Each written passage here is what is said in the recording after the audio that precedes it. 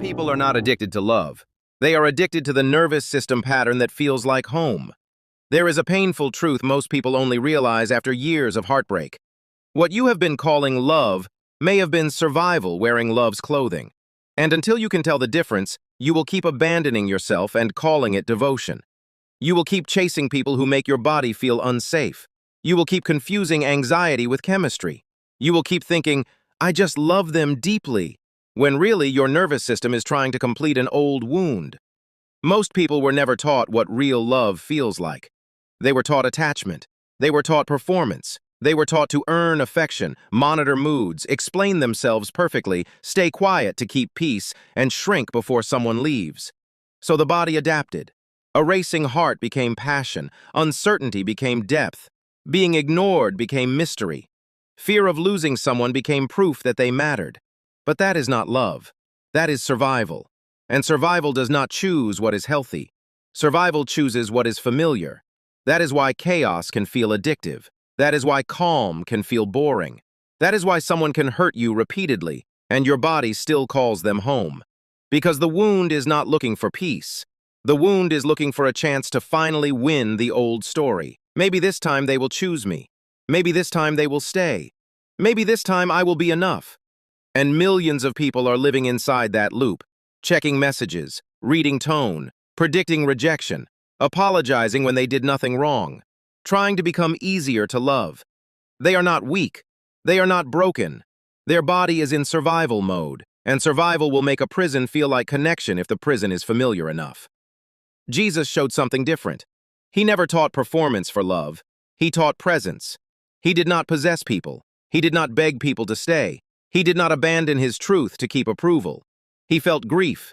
He felt anger. He felt betrayal. But he did not hand his center over to the people around him. That was coherence. Not coldness. Not detachment. Coherence. Mary Magdalene saw this closely. She watched people misunderstand him. She watched fear move through crowds. She watched grief break open the people around her. And still she stayed present. At the cross. At the tomb. In the silence after everything seemed lost. Mary learned something most people still miss. Presence reveals what survival hides. When you are in survival, you do not see clearly. You see through the wound. You hear rejection in a pause.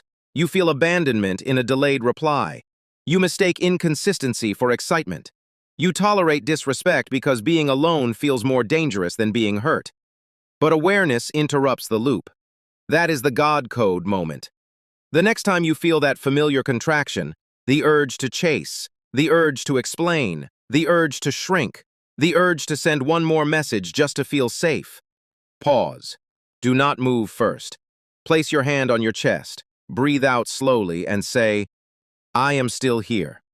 Not the fear, not the wound, not the version of you that thinks love must be earned. I am still here. That moment does not magically fix everything, but it does something powerful. It brings you back into your body before survival makes the choice for you. It gives you one clear second where the old pattern does not get to drive. And sometimes, one clear second is where freedom begins. Real love does not require you to disappear. It does not demand that you betray your truth to keep someone close. It does not leave your body living on alert. Real love feels different. It may feel unfamiliar at first. It may even feel uncomfortable. Because if your nervous system was trained for war, peace can feel suspicious. But the more you choose coherence, the more clearly you begin to see who drains you, who steadies you, who only loves the mask, who can actually meet the real you. And slowly, you stop confusing survival with connection. You stop calling panic passion. You stop calling attachment devotion. You stop abandoning yourself and calling it love. Because love was never meant to complete you. It was meant to meet you after you stopped running from yourself. And when you finally understand that, something shifts.